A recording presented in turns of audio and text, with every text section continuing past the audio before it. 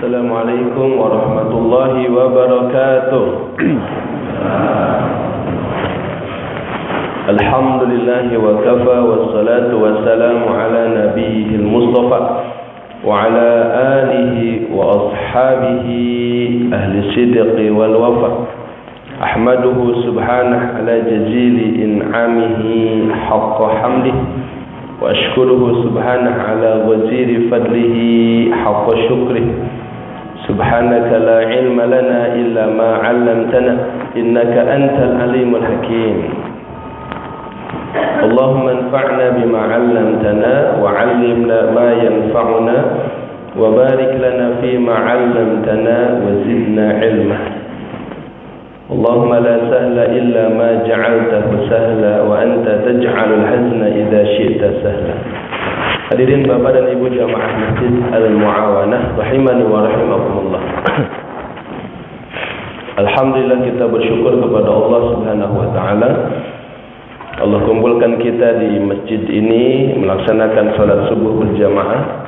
Wa man shallal ghadata di jamaatin fahuwa fi dhimmatillah. Siapa yang salat subuh berjamaah, dia berada di dalam jaminannya Allah, dalam garansinya Allah Subhanahu wa taala. Maka mudah-mudahan kalaupun di hari ini kita meninggal dunia, sudah mendapatkan garansi dari Allah, mendapatkan surga insyaallah. Wa man shalla rak'atal fajr bahwa khairu minad dunya wa ma fiha, wa kama qala sallallahu alaihi wasallam. Dan keutamaan 2 rakaat sebelum fajar yang sudah kita laksanakan pun tadi, itu membuat kita menjadi orang yang kaya, karena dia lebih baik daripada dunia dan seisinya. Alhamdulillah, ini nikmat yang begitu besar Allah berikan kepada kita. Karena tidak setiap yang sehat bisa pergi sholat subuh berjamaah ke masjid. Tidak setiap yang rumahnya dekat bisa pergi sholat subuh ke masjid. Tidak setiap orang yang punya kendaraan bisa pergi sholat subuh berjamaah ke masjid. Tidak setiap anak muda bisa sholat berjamaah subuh di masjid. Illa man yasha'u min ibadihi, hanya hamba-hamba Allah yang dikehendaki oleh Allah, karena memang dia juga memiliki keinginan itu. Karena Allah mengatakan fa amma man a'ta wattaqa wa saddaqa bil husna fasanuyassiruhu lil yusra. Siapa yang memiliki jiwa atiyah, ya, dia memiliki jiwa memberi, wattaqa, yang bertakwa, takut kepada Allah dan membenarkan pahala-pahala yang dijanjikan oleh Allah, pasti Allah akan mudahkan dia, mudahkan untuk berbuat amal kebaikan, dimudahkan untuk melangkah menuju rumah Allah, dimudahkan untuk melangkah melaksanakan salat berjamaah. Dan mudah-mudahan ini nikmat terus Allah limpahkan kepada kita sampai akhir hayat kita insyaallah. Amin ya rabbal alamin. Hadirin Bapak dan Ibu yang dirahmati oleh Allah, di antara nikmat yang Allah berikan kepada hamba-Nya, nikmat terindah dan nikmat termahal yang Allah berikan kepada kita adalah diberikannya kita fursah, kesempatan. Adanya kesempatan.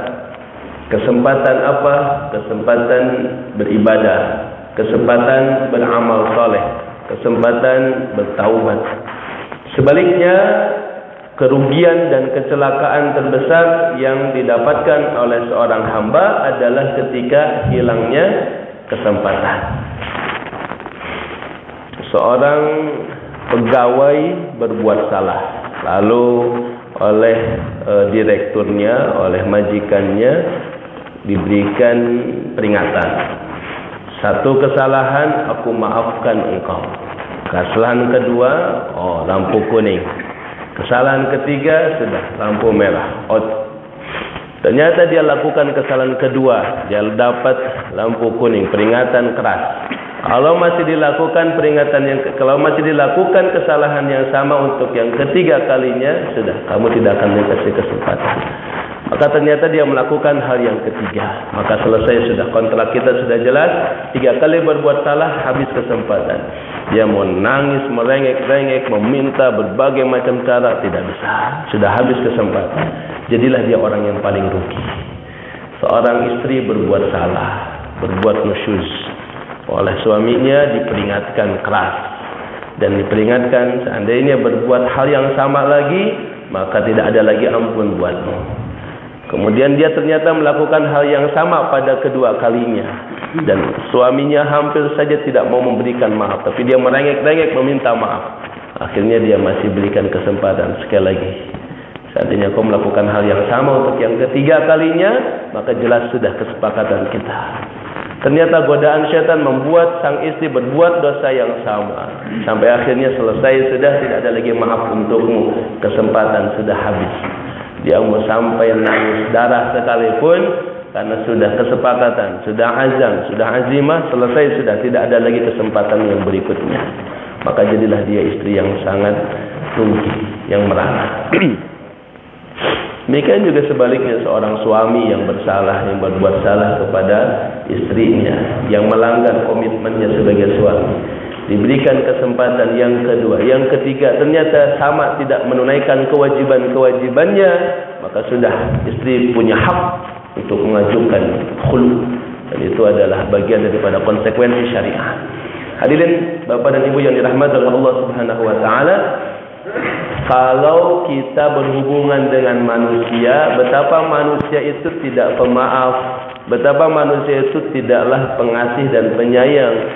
3 kesalahan cukup buat manusia untuk tidak lagi memberikan kesempatan kepada kita. Biasanya maksimalnya 3 kali kan. Kalau sudah di atas 3, tidak ada lagi kesempatan berikutnya. Allah Rahman Rahimun, Allah yang Maha Pengasih, yang Maha Penyayang. Kita itu berbuat dosa, berbuat salah, ada yang baru, ada yang diulang-ulang terus-menerus. Kita bertaubat kepada Allah, ternyata mengulangi hal yang sama. Bertaubat kepada Allah, mengulangi hal yang sama. Bertaubat lagi, ya Allah maafkan aku karena aku berbuat hal tersebut. Ternyata kita berbuat lagi yang sama.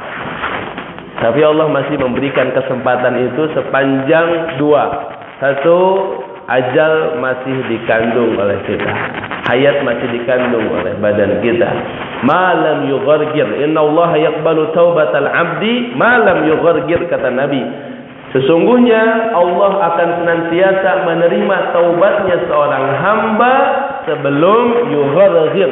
Gharghara hadara ilaihil maut, yaitu apa? Sakaratul maut.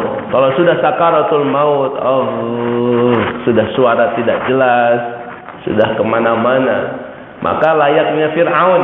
Fir'aun itu ketika, dan matinya Fir'aun itu enggak high class ya, enggak enakan banget matinya, kebanyakan minum ya, minum air laut gitu. Pas mau mati, dia kemudian bertaubat. Apa yang dia ucapkan? Amantu bi rabbil ladzi amana bihi banu Israil. Aku beriman kepada Rabb-Nya yang diimani oleh Bani Israel. Tapi sebentar lagi sudah mau qaid ya. Akhirnya tidak diterima taubatnya oleh Allah Subhanahu wa taala. Itu yang pertama.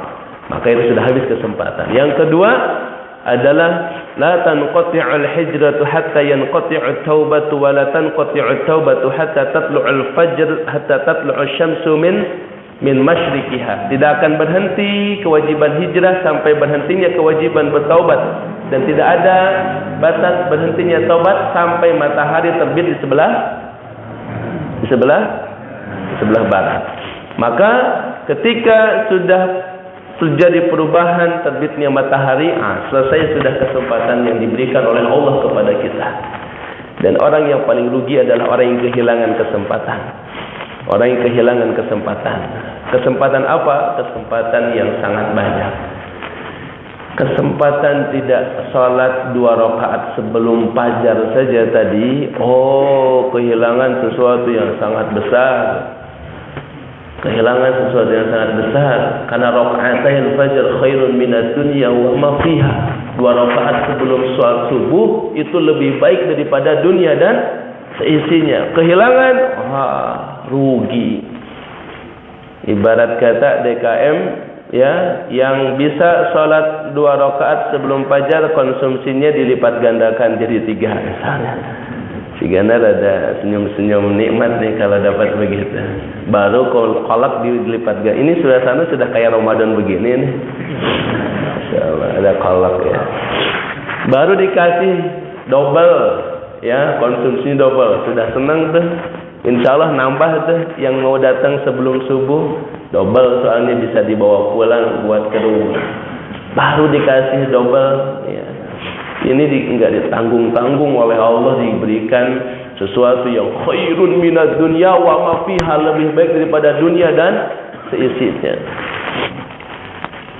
Makanya Rasulullah SAW disebutkan di dalam fikih sunnah ya, Sayyid Sabiq membolehkan bagi orang yang terbiasa melaksanakan salat sunnah qabla al-fajr, 2 rakaat sebelum subuh, kalau dia biasa melakukan, kemudian suatu ketika karena keadaan yang sangat genting, keadaan sangat genting itu apa?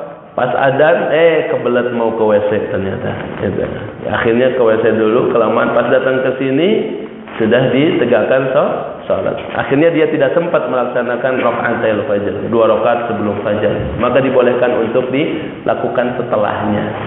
Tapi itu khusus bagi yang terbiasa salat sebelum fajar. Tapi kalau terbiasa masbuker jangan dilakukan.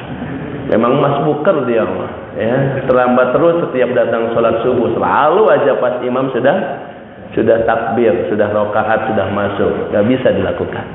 Maka itu kesempatan hadirin. Beda, jelas beda nanti di surga orang yang konsisten istiqomah bisa 2 rakaat sebelum fajar, Masya Allah. Lebih nikmat lagi kalau sudah diberikan kesempatan untuk bisa sholat tahajud istiqomah, Masya Allah. Wa minal laili fatahajjad bihi nafilatan lak asa an yab'athaka rabbuka maqaman mahmuda. Itu katanya salat sunnah yang disebut oleh Allah Subhanahu wa taala dalam Al-Qur'an adalah salat tahajud. Dan siapa yang bisa melaksanakan salat tahajud, maka dibangkitkan oleh Allah maqaman mahmuda, di tempat yang terpuji di sisi Allah Subhanahu wa taala. Wah, rugi ketika sampai matinya baru sempat salat tahajud 2 kali ya. Allahu Akbar. Maka berbeda orang mendapatkan kesempatan tahajud sekian lama, qiyamul lail sekian lama. Beda lagi orang yang diberikan kesempatan untuk bisa salat duha di setiap waktunya, diberikan kesempatan untuk membaca Al-Quran khatam berkali-kali, Masya Allah, diberikan kesempatan untuk hadir dalam majlis ilmu. Sedangkan Nabi mengatakan, man salaka tariqan yaltamisu fihi ilman sahalahu Allahu lahu bihi tariqan ilal jannah. Siapa yang melangkahkan kakinya menuju tempat-tempat ilmu untuk mencari ilmu agama, maka Allah akan pintaskan, mudahkan jalan dia ke surga. Jadi beda orang yang bisa hadir dalam majlis ilmu dengan orang yang diberikan kesempatan itu. Masya Allah. Oleh karena itu hadirin jamaah Masjid Al-Mu'awanah rahimani wa rahimakumullah, kesempatan adalah nikmat terbesar dan kehilangan kesempatan adalah kerugian terbesar. Lihat di dalam surat Al-Mu'minun, surat yang ke-23 ayat 99 dan 100. Allah mengutip teriakannya orang-orang yang kehabisan kesempatan. Hilang kesempatan bagi dia, hilang momentum buat dia. Apa kata Allah? A'udzu billahi minasyaitonir rajim. Hatta idza jaa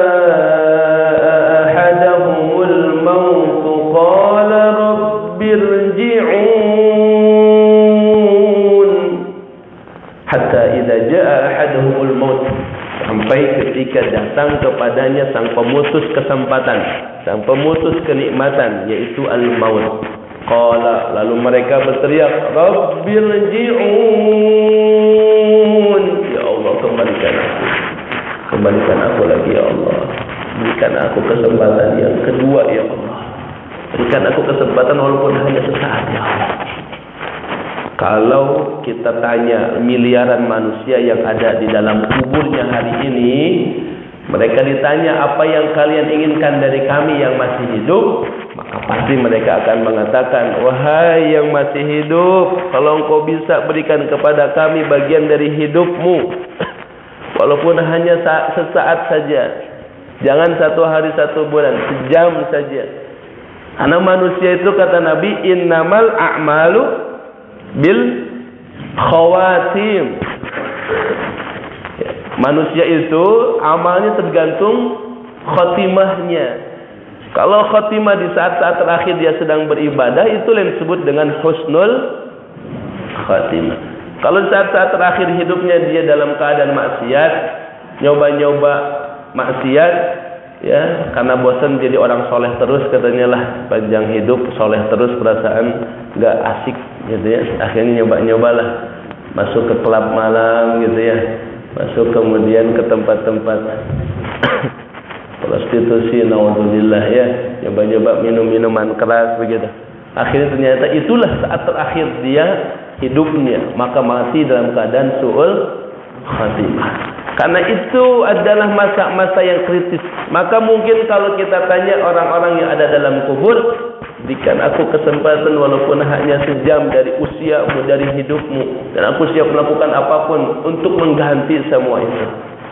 Itu permintaan mereka.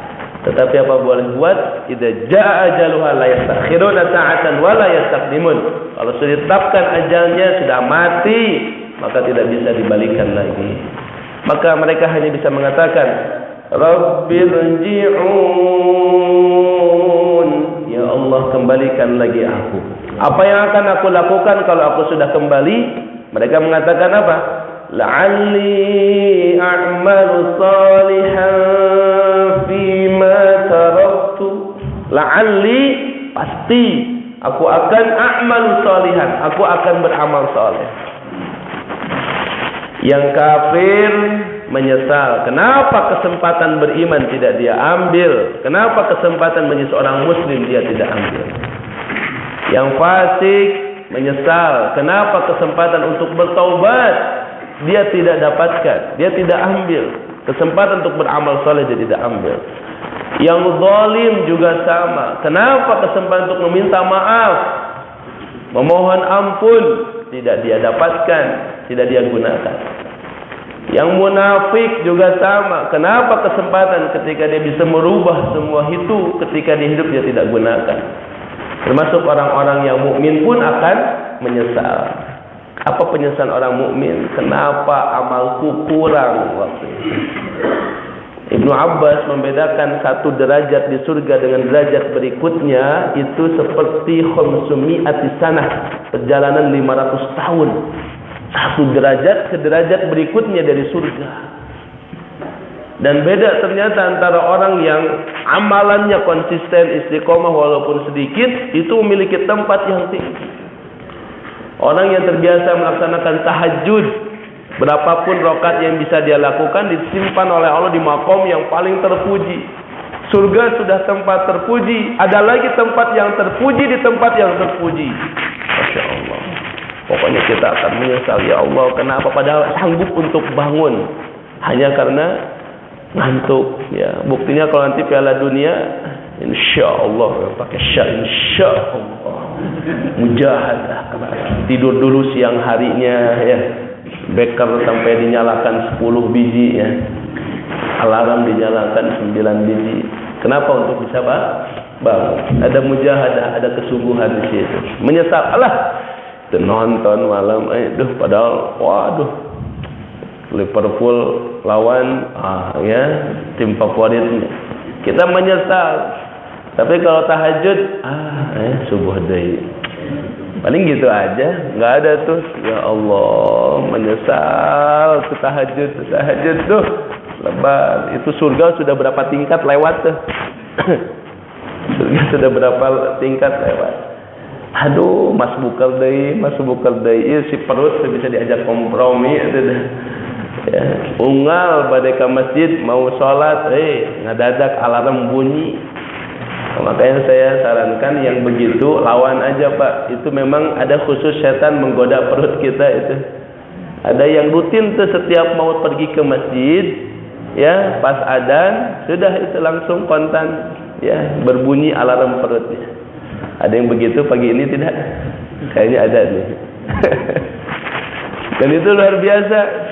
Ya, dulu pernah ada. Saya punya saudara begitu.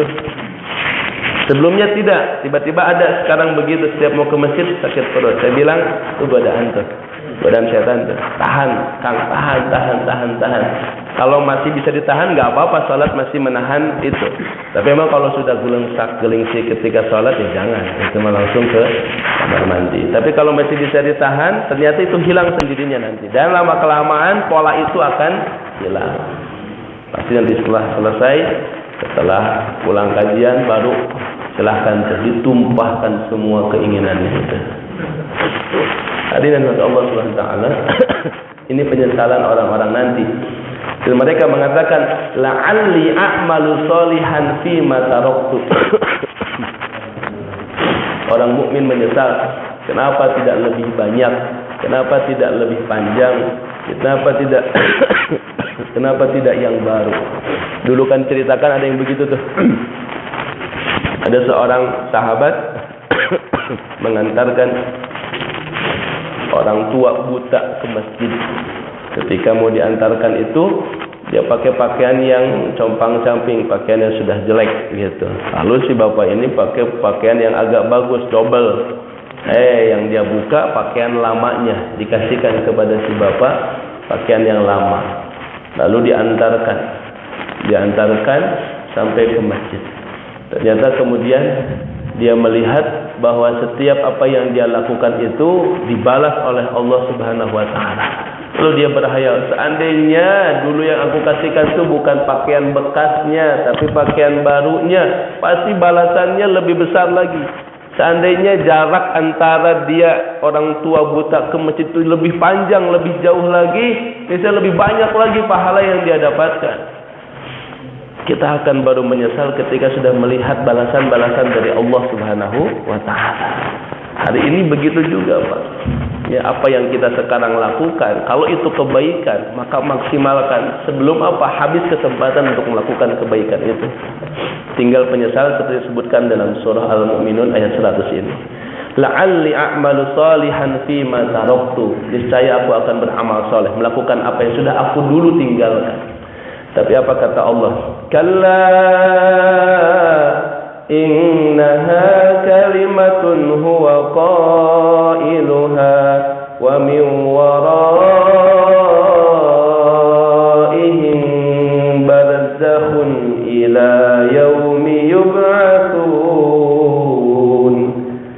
Kalla, kali-kali tidak, kata Allah. Innaha kalimatun, itu adalah perkataan, huwa qailuha, yang dia ucapkan. Wa min waraihim barzakhun, sedangkan di hadapan mereka sudah ada barzakhun. Barzakh, ya, barzakh itu kubur, barzakh itu artinya dinding yang tidak tembus, yang sudah tidak lagi bisa keluar dari situ. Mereka sudah ada dalam barzakh. Barzakh itu bukan ada di sini, bukan ada di bumi ini. Siapapun yang meninggal, termasuk yang tidak dikuburkan pun, mereka berada di dalam barzakh. Kalau sudah di barzakh, sudah tinggal menunggu keputusan dari Allah Subhanahu wa taala. Sampai kapan? Ila yaumi yub'atsun, sampai hari nanti dibangkitkan. Oleh karenanya, hadirin yang dirahmati oleh Allah Subhanahu wa taala, Allah pun banyak mengingatkan kepada kita agar jangan sampai kita menyesal di kemudian hari. Momentum-momentum yang ada, termasuk adalah momentum terbesar, terindah yang Allah berikan kepada kita nanti adalah bulan Ramadan. Orang mukmin itu bukan hanya mampu menggunakan momentum, kesempatan, tapi bahkan dia bisa meng-create momentum. Dia membuat momentum-momentum yang baru. Terutama apalagi di tengah orang-orang banyak meninggalkan momentum itu, tapi dia malah ambil. Ketika orang menjauhi potensi momentum kebaikan, dia malah gunakan. Nabi SAW mengatakan tentang syahrul Sya'ban. Bulan Sya'ban ini syahrun yaghfulu katsirun minan nas. Bulan yang banyak dilalaikan oleh orang-orang. Kenapa? Karena dia bulan kejepit. Dijepit oleh 2 bulan yang utama. Satu bulan apa sebelum Sya'ban? Halo? Februari? Bulan Rajab. Setelah Sya'ban Ramadan. Setelah Ramadan Lebaran. Oh, itu yang saya ingatnya lebarannya. Antara Sya'ban, antara Rajab dan Ramadan. Rajab min ashhuril haram, di antara 4 bulan yang mulia. Ramadan juga adalah bulan mulia. Sehingga kata Nabi, banyak yang lalai di bulan Sya'ban. Maka malah di saat banyak orang yang lalai itu, Nabi perintahkan untuk memperbanyak amal. Artinya apa? Hadirin dari Allah, ketika orang jarang mengambil peran tersebut dan kita mampu, ambillah peran tersebut. Dan itu peran yang istimewa. Peran istimewa adalah peran yang ketika orang jarang melakukan, jarang mengambilnya, kita ambil, kita dapat, kita lakukan itu. Itu adalah peran istimewa. Kalau amalan-amalan biasa orang juga dapatkan. Nah, maka ada momentum yang paling indah. Ini tidak kita buat, tapi Allah hadirkan sendiri. Allah hadirkan sendiri untuk kita selama setahun sekali, yaitu bulan Ramadan. Di bulan Ramadan ini, apa yang tidak kita bisa dapatkan, semua bisa didapatkan. Sampai ada satu kisah, Abu Talhah, seorang sahabat Nabi. Ini kisahnya luar biasa unik. Dia melihat 2 orang sahabat Nabi. Yang pertama meninggal lebih dulu daripada yang kedua. Yang pertama ini kebaikannya lebih bagus, amal solehnya lebih banyak, ibadahnya lebih rajin daripada yang kedua. Ketika yang pertama meninggal, kemudian yang kedua meninggal, Abu Talhah sahabatnya Nabi melihat di dalam mimpinya. Dan mimpinya sahabat itu seperti Nabi, ya. Maksudnya apa? Ru'yatul haq, mereka melihat dengan benar. Beda dengan mimpinya kita. Karena mimpinya kita tidak berkualitas.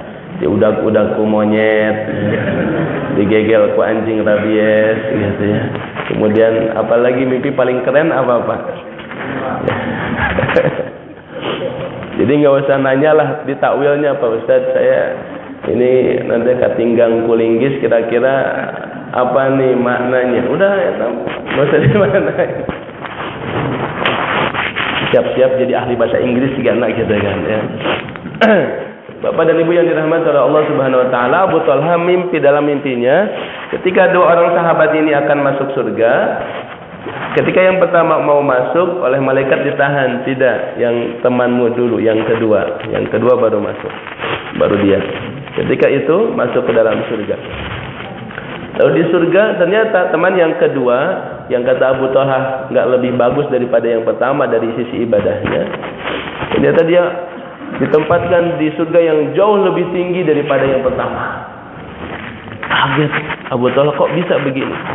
Akhirnya setelah selesai, segera datangi Nabi SAW, lalu tanyakan, disampaikan tentang mimpinya ini. Ya Rasulullah, aku bermimpi begini dan begitu. Aku heran kok bisa. Yang kedua jauh melampaui dari yang pertama. Padahal amal yang pertama aku melihat lebih baik daripada yang kedua. Lalu Rasul mengatakan, lima ta'jab min dzalika ya Abu Talha? Kenapa engkau heran dengan hal itu wahai Abu Talha?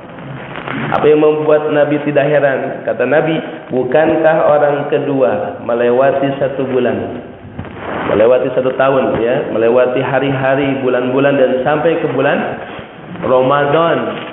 Dan disitulah di bulan Ramadan semua kebaikan dilipat gandakan. Jangan kebaikannya Ramadan itu hadirin, keburukannya. Apa keburukan Ramadan? Ada yang buruk gak dari Ramadan? Gak ada. Gimana, ada tisu gak ya? Gak ada ya. Di bulan Ramadan keburukannya, apa keburukannya? Bau mulut. Buruk atau enggak itu? Ya, yang namanya bau mulut, mau bau mulut anak-anak, bau mulut orang tua, mau bau mulut artis, mau bau mulut presiden, sama aja tetap bau mulut. Enggak berarti Masya Allah bau mulutnya raja ini begitu wangi. Namanya juga bau mulut, tetap aja bau begitu. Tetapi lihat apa yang dikatakan oleh Nabi. Wallahi la khulufu famis ta'imi atyabu 'indallah min rihil miski. Demi Allah, sesungguhnya bau mulutnya orang yang saum lebih wangi di sisi Allah daripada minyak kasturi. Saya enggak habis pikir ini apa maknanya hadis ini, kok sampai dibawa-bawa bau mulutnya orang yang saum. Maaf ya. Ramadan pula. Apa maksudnya? Apakah berarti yang saum jangan gosok gigi gitu supaya terus semakin bau, semakin wangi begitu ya? Akhirnya ada sebagian orang begitu, saya enggak akan gosok gigi selama sebulan. Kenapa? Coba bayangkan, baunya orang yang saum itu mulutnya lebih wangi. Berarti kan makin bau makin ini salah kaprah ya. Apa yang dimaksudnya? Saya baru paham dengan penjelasan ulama. Maknanya adalah, lihatlah sesuatu yang paling buruknya sekalipun, yaitu bau mulutnya. Yang namanya bau mulut itu, mau bau mulut siapapun tetap judulnya bau, kecuali ganti namanya wangi mulut. Kalau tetap judulnya bau, tetap bau. Tetapi sesuatu yang buruk seperti bau mulutnya saja dihargai lebih wangi daripada minyak kasturi. Namanya minyak kasturi, Masya Allah, berapa harganya yang bisa kita beli itu? Ya, minyak mahal, lebih wangi daripada minyak kasturi. Artinya apa? Jangankan ibadahnya, bau mulutnya saja sudah dinilai oleh Allah. Apalagi keringatnya, apalagi laparnya, apalagi hausnya, apalagi matanya yang dibuka untuk melihat Al-Quran, apalagi telinganya digunakan untuk mendengar bacaan Quran, mendengar nasihat, apalagi mulut yang dipakai untuk membaca Al-Quran, apalagi qiyamul lailnya, apalagi sholat duhanya, apalagi sahur dan iftarnya, apalagi dia ngasih buka kepada orang yang saumnya. Masya Allah. Berarti amalan yang begitu besar di sisi Allah Subhanahu wa Ta'ala. Maka ketika masuk bulan Ramadan, orang tersebut dilipat gandakan amal. Walaupun modalnya sama, tetapi ketika masuk ke Ramadan, diskon besar-besaran. Jadi yang diskon besar-besaran itu memang di bulan Ramadan, masalahnya bukan cuman pahala, tapi juga maremanya, swalayan ya, dibuka diskon besar-besaran begitu. Nah, kita lebih tertarik diskon yang mana biasanya Pak Bu? Ramadan diskon besar-besaran. Setiap kita lewat swalayan diskon besar-besar. Baju murah kalau kata orang Arab ya. Nah, maka disitulah ujian kita. Hadirin yang dirahmati oleh Allah Subhanahu wa Ta'ala, momentum Ramadan itu seperti kita pergi ke tanah haram. Di tanah haram ada Masjidil Haram. Sekali kita sholat di dalamnya, 100.000 kali lipat kita dapatkan pahala. Siapa yang sholat di Masjid Nabawi, 1.000 kali lipat dia dapatkan pahala. Siapa yang sholat di Masjidil Aqsa, 1.000 kali lipat dia dapatkan pahalanya. Maka luar biasa ya. Lipatan itu menjadi sangat besar di sisi Allah. Ramadan juga sama. Itu disebut dengan momentum-momentum yang terbaik. Allah itu membuat ada amalan terbaik, yaitu sholat. Ya, ada juga bulan yang terbaik, yaitu bulan Ramadan. Ada hari yang terbaik, yaitu hari Jumat. Nah, di bulan Ramadan berkumpul semua macam kebaikan, momentum-momentum kebaikan. Jadi begini, kalau sekarang kita sudah usia ini, Masya Allah, sudah lanjut, ya, sudah usia lanjut. Ini rata-rata usia di atas 20-an apa ya? Di atas, tapi atas banget. Pasti, mohon maaf, kalau hijrahnya agak telat, kemudian bingung bagaimana nih bisa memiliki akselerasi, percepatan tinggi, menyiapkan bekal yang besar. Maka lihat Umar bin Khattab. Umar bin Khattab pernah berkata begini kepada sahabat-sahabat yang lebih dulu masuk Islam. Sabaqtumuni fil Islam. Kalian lebih dahulu masuk Islam daripada aku. Kalian mendahuluiku. La usabiqukum ilal jannah. Tetapi lihat, aku akan mengalahkan kalian. Aku akan mengalahkan kalian untuk sampai ke surga lebih dulu dan lebih jauh daripada kalian. Itu enaknya Islam. Dalam Islam itu ketika seseorang berhijrah, bertaubat dengan taubatan nasuha, maka semua dosa-dosanya diampuni oleh Allah Subhanahu wa Ta'ala. Kemudian ketika itu dia diberikan kesempatan untuk beramal yang besar dengan waktu yang sedikit, yaitu di bulan Ramadan. Ramadan yang kalau kita maksimalkan itu bulan, dosa-dosa kita diampuni oleh Allah Subhanahu wa Ta'ala. Saumnya saja mengampuni dosa, salat tarawihnya saja mengampuni dosa. Ngasih 1 butir kurma, Masya Allah, ini paling minimal nih.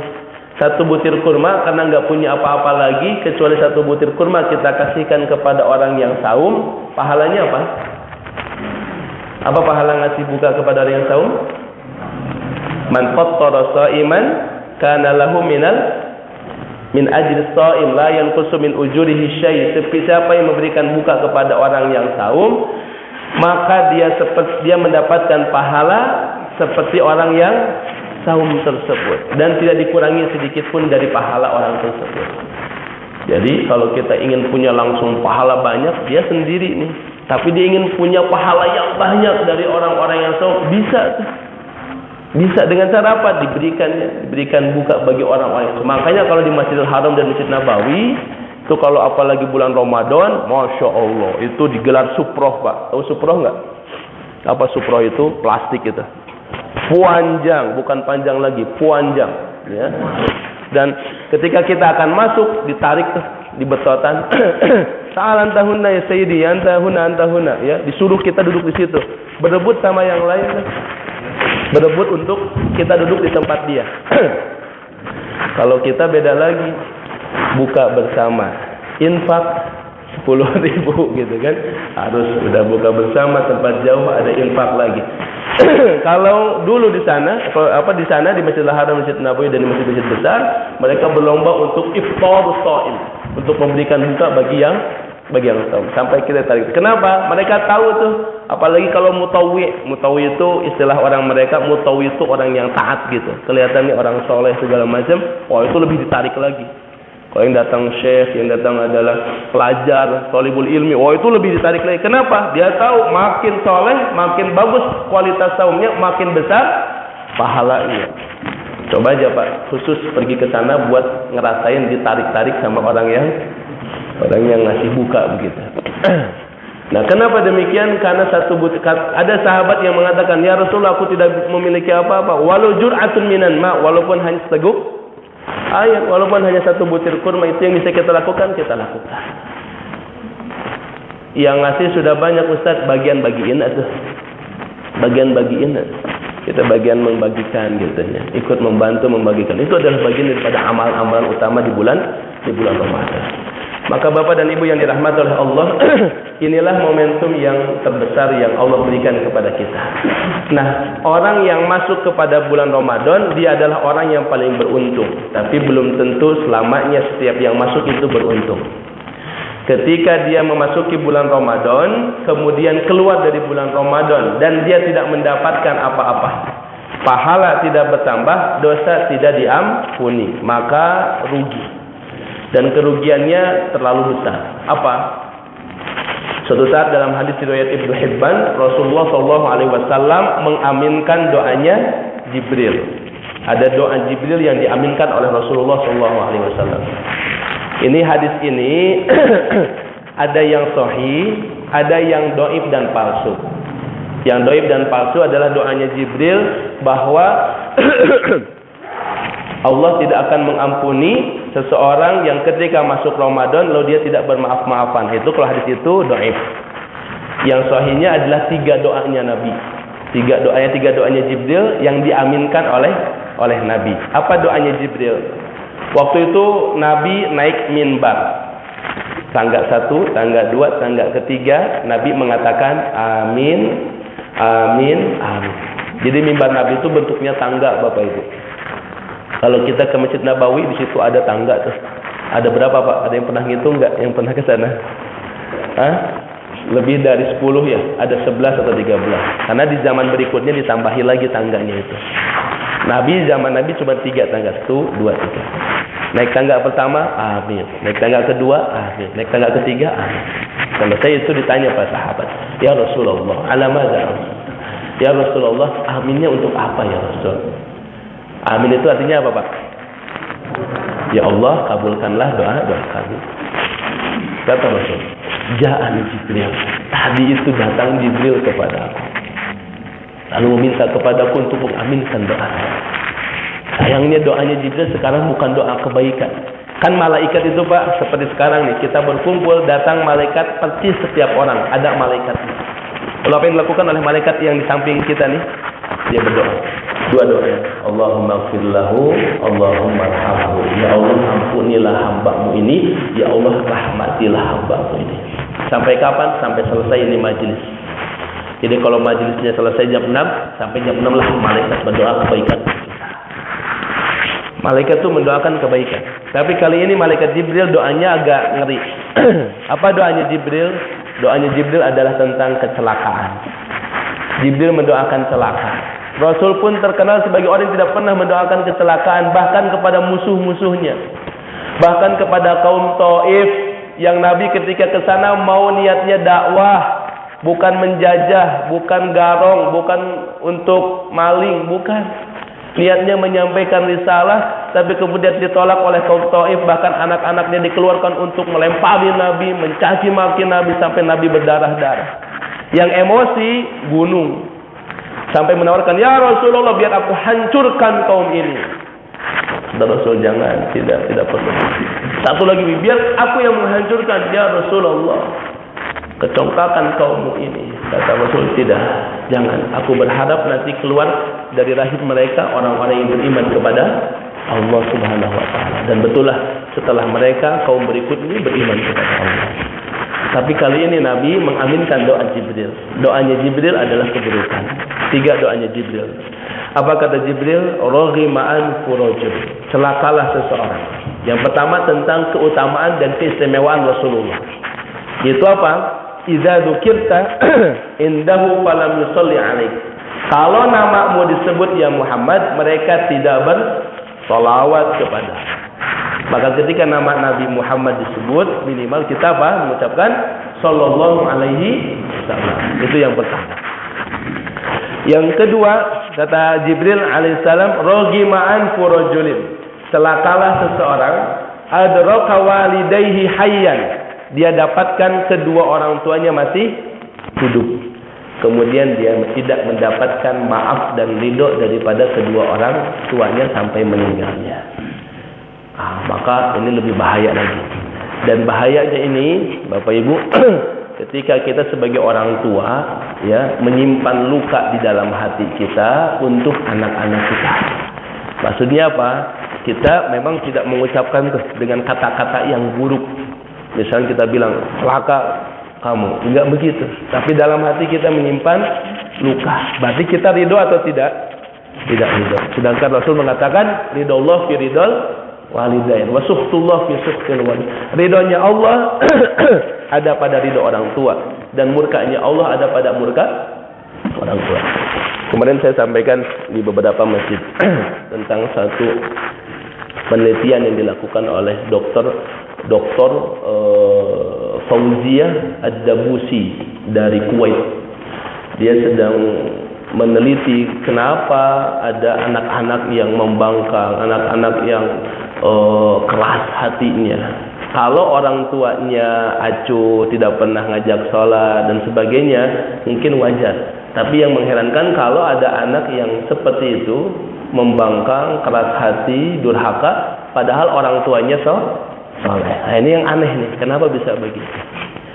Salah satu yang menjadi kesimpulannya adalah, ini luar biasa. Ini luar biasa hasil penelitiannya. Apa? Bisa jadi memang anak begitu itu karena tidak diridhoi oleh orang tua. Tidak diridhoinya bagaimana? Aku ridho kok. Bentuk ridhonya ya ternyata tertutupi oleh luka-luka yang ada di dalam hati orang tua. Karena satu perbuatan tiba-tiba luka hatinya. Memang dilupakan, tapi luka itu tetap ada di dalam hati orang tua. Dan itu Allah merasa murka juga dengan kita murka kepada anak-anak kita. Coba yang Juraij. Siapa Pak? Juraij. Tadi bukan Jurig ya. Nanti kalau udah mulai 5 awat kan mesti.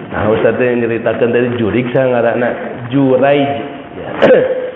Juraij ini ahli ibadah Pak. Orang soleh, berbakti sama orang tua, sama ibunya. Suatu saat lagi sholat, Allahu Akbar, dipanggil sama ibunya, Juraij. Lujud mengatakan dalam hatinya, sholati au ummi, sholatku atau ibuku ya, Ternyata dia lebih memilih apa? Salatnya dilanjutkan. Ini ibu termasuk ibu yang sensitifnya tingkat tinggi, Pak. Kan ada tuh model, mohon maaf nih, orang tua itu sensi sekali. Padahal anaknya solehna minta ampun, tapi satu kesalahan anak langsung teg hatena gitu ya. Dan langsung berkata-kata dalam hatinya sesuatu yang buruk untuk anaknya. Hal ini juga sama. Ibunya Jurayj mendoakan yang buruk. Pokoknya Jurayj tidak akan mati kecuali dia terkena fitnah pelacur. Itu doanya siapa? Ibunya. Padahal Jurayj anak yang soleh, berbakti kepada orang tua. Satu kesalahan itu membuat Jurayj terkena doanya ibunya. Apa yang terjadi? Sebelum meninggal, benarlah tiba-tiba di daerah di tempatnya dia itu datang seorang pelacur, kemudian berzinah dengan seorang penggembala kambing. Kemudian hamil dan melahirkan. Lalu ditanya si perempuan itu oleh masyarakat, kamu siapa yang menghamili kamu? Disebutlah ini yang punya tempat ibadah ini. Maksudnya siapa? Jurayj. Maka emosi masyarakat, marah masyarakat, diusirlah Jurayj atau dikeluarkanlah Jurayj dari tempatnya, kemudian dibakar rumahnya. Jurayj sudah habis pikir, kok bisa, apa nih yang membuat, apa kesalahan itu? Dipikir-pikir, dia baru ingat, mungkin ini gara-gara sakit hatinya ibuku saat memanggilku. Maka didatangi ibunya, ditanya betul-betul, dan akhirnya tahulah benar ibunya yang melakukan itu. Akhirnya Jurayj minta maaf sama ibunya. Ya, dia bingung dalam keadaan begitu. Kita kalau lagi sholat dipanggil oleh orang tua gimana, Pak? Atau ada yang manggil kita? Terus sholat, misalnya gitu atau gimana? Memberikan isyaratnya bagaimana? Kalau Rasul dulu ketika ada yang manggil lagi sholat memberikan isyarat dengan tangan kan ya. Nah, tapi masalahnya kalau yang manggilnya dari luar bisa kelihatan nggak? Assalamualaikum. Ya nggak mungkin tahu mereka kan gitu. Ya. Maka apa yang dilakukan? Apal jawab dulu. Waalaikumsalam. Bismillahirrahmanirrahim. Nggak begitu ya? Boleh memberikan isyarat. Isyaratnya bagaimana? Suara takbir kita dikeraskan gitu. Pas mau ruku nih, Allahu Akbar. Tahu tuh yang manggil. Oh, tapi kok salam kok jawabnya Allahu Akbar, paling gitu aja kan ya. Tapi itu isyarat, itu isyarat. Nah, Jurayj waktu itu membiarkan ibunya sakit hati. Sampai akhirnya ketika datangi, benarlah itu karena ibunya. Lalu dia minta maaf sama ibunya dan dimaafkan oleh ibunya. Ketika itu dia kembali lagi ke masyarakat, dikumpulkan, dipanggil juga si pelacur itu, dipanggil juga masyarakat semua. Kemudian ditanya oleh Jurayj, kalian mau tahu siapa yang menghamili pelacur ini? Mau tahu? Lihat. Lalu Jurayj menunjuk kepada bayi tersebut. Hei bayi, atas nama Allah dengan izin Allah, siapa yang menghamili ibumu? Maka bayi itu memberikan isyarat bahwa yang menghamili ibunya adalah si penggembala kambing. Duka kumah isyaratna nah kieu apa kumaha lah gitu kan, yang penting memberikan isyarat lah ya anaknya itu. Allah alam enggak disebutkan dia memberikan isyarat dengan membentuk gambar kambing, enggak gitu ya.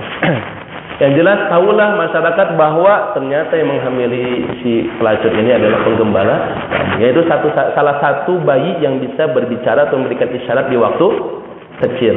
Dan memang bayi mah kecil gitu ya. Di waktu bayi lah gitu. Nah, tapi yang ingin saya ambil dari situ adalah lihat bagaimana luka ada dalam hati seorang ayah atau seorang ibu, orang tua bisa menyebabkan keburukan buat anak. Makanya kata Dr. Fauzia Dabusi begini. Demi Allah, wahai para ibu, wahai para ayah, jangan sampai kalian meninggalkan anak-anak kalian dalam keadaan kalian murka kepada mereka. Maka oleh karena itu, bacalah ini di setiap kalian akan tidur. Karena bisa jadi yang menjadi masalah buat anak-anak kalian selama ini bukanlah pendidikan untuk anak-anak kalian. Makanya kemudian dicontohkan satu doa oleh Dr. Fauzia Dabusi ini, yaitu setiap sebelum tidur dia membacakan doa ini. Allahumma inni ushiduka anni radiyatun an ibni.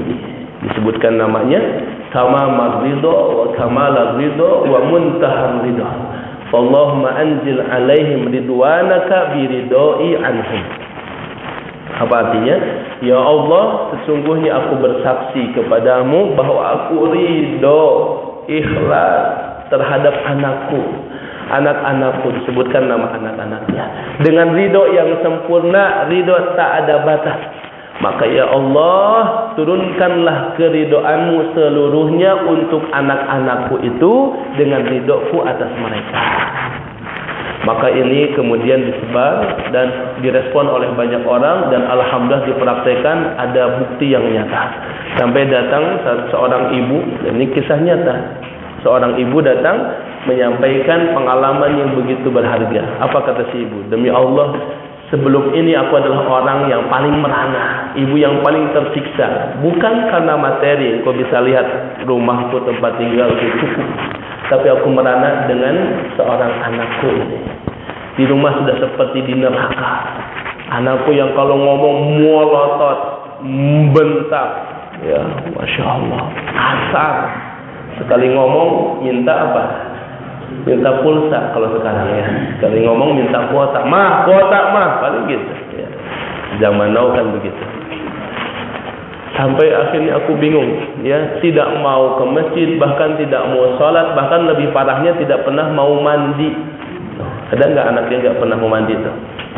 Maka kemudian aku bingung, sampai akhirnya aku temukan ini postingan engkau. Dibacalah doa itu. Selama 10 hari dibaca itu doa, Masya Allah, hari ke-10 ada pengalaman yang indah. Tiba-tiba anaknya datang, anak yang keras itu, anak yang kasar itu sekarang menjadi anak yang hangat. Disapanya ibunya, Umi, ibu saya mau keluar dulu ya. Masya Allah. Ibunya kaget melihat pemandangan yang berubah itu. Akhlaknya berubah, ya. Cara dia berbicaranya berubah, cara dia meninggalkan ibunya berubah. Lama-kelamaan perubahan-perubahan itu terjadi. Yang lebih kaget adalah ketika ditelepon. Pas ditelepon, kemudian diangkat oleh anaknya, "Aina anta ya bunayya? Kamu sedang di mana, Nak?" Dia jawab apa? "Ana fil masjid ya Ummi." Saya sedang di masjid, Ibu. Mau ngapain di masjid? Ngambil ampli atau apa? Bukan, Pak. Ya. Mau apa kamu, Nak, di masjid? Ya. Aku mau sholat berjamaah, Ibu. Masya Allah, kaget si ibu. Ini nggak salah dengar, enggak, betul begitu. Sampai akhirnya ketika pulang ke rumah langsung ingin ditanya sama si ibunya, "Anakku, wahai anakku, boleh ibu bertanya, nah, apa yang membuat kamu sekarang jadi mau jadi ahli sholat, mau ke masjid?" Jawab anaknya, "Entahlah ibu, beberapa hari ini hatiku ketika melihat masjid tergetar. Ya, tergerak hatiku, dan ketika mendengarkan hayya 'alas shalah, hayya 'alal falah, hatiku tertarik untuk menyambutnya." Artinya apa? Dulu dia mendengar suara adzan, dulu dia melihat dan tahu perintah Allah, tapi terhijab. Terhijab oleh apa? Di antara hijab-hijabnya adalah orang tuanya sendiri yang tidak ridho kepada anaknya, sehingga Allah tidak ridho dan terhijablah dia dari kebaikan. Makanya sebagai orang tua, Pak, mohon maaf, kalaupun kita termasuk orang yang sensitif, tapi paling tidak ikhlaskan betul-betul semua kesalahan anak-anak kita. Dan sebagai anak tentu kita meminta dengan sangat kepada orang tua agar mereka ridho kepada kita. Itu Bapak Ibu yang dirahmati Allah. Dan terakhir yang ketiga, doanya Jibril adalah apa? Kembali ke doanya Jibril, yaitu kata Jibril, celakalah seseorang rogib ma'an furojulin adraka Ramadan, masuk dia ke dalam bulan Ramadan, suman salakho, kemudian selesai bulan Ramadan, falam yughfarlah, tapi dia tidak diampuni oleh Allah Subhanahu wa taala. Artinya apa? Kalau kita hanya menahan lapar dan haus saja di bulan Ramadan, tidak mendapatkan apapun, tidak mendapatkan pahala dan piala, tidak mendapatkan ampunan dari Allah, maka kita bukan hanya akan kehilangan kebaikan, tapi mendapatkan kecelakaan dari Jibril alaihissalam. Bayangkan, jangan dari Jibril dan Rasul, orang tua saja mengatakan kamu itu ya anak celaka. Oh, itu sudah cukup kita membuat kita celaka. Atau ada guru mengatakan kamu murid yang tak tahu diri, celaka kamu. Oh, itu sudah cukup kita akan celaka. Apalagi adalah Jibril dan Rasul yang mengucapkan itu. Maka Ramadan yang akan sebentar lagi, tinggal berapa hari lagi? 5 lah ya, antara 5 atau 6 hari ini. InsyaAllah mudah-mudahan kita bisa lebih prepare, mempersiapkan diri. Dan salah satu persiapan yang cukup bisa kita genjot sekarang, karena persiapan yang lain sudah agak terlambat, kita mau persiapan baca Quran, mau persiapan latihan saum, sudah nggak bisa. Persiapan terbaik yang bisa kita lakukan sekarang adalah membersihkan diri. Dengan taubat kepada Allah, memperbanyak istighfar. Insya-Allah dengan itu hati kita bersih, dan kalau hati sudah bersih lebih mudah untuk beribadah insya-Allah. Ini saja yang bisa kami sampaikan. Mohon maaf agak film Ramadan beginilah, film persiapan Ramadan begini. Semoga tidak mengurangi khidmatnya acara ini, dan sekali lagi mudah-mudahan Allah sampaikan kita ke bulan Ramadan, dan bukan hanya masuk ke bulan Ramadan, tapi benar-benar kita menjadi para pemenang di dalamnya insya-Allah, mendapatkan sebanyak-banyak pahala kebaikan, diampuni dosa-dosa kita, dan dikeluarkannya kita seperti seorang yang tidak lagi membawa dosa setitik pun. Amin ya rabbal alamin. Barakallahu fikum. Aqulu qali hadza astaghfirullah li wa lakum. Wassalamualaikum warahmatullahi wabarakatuh.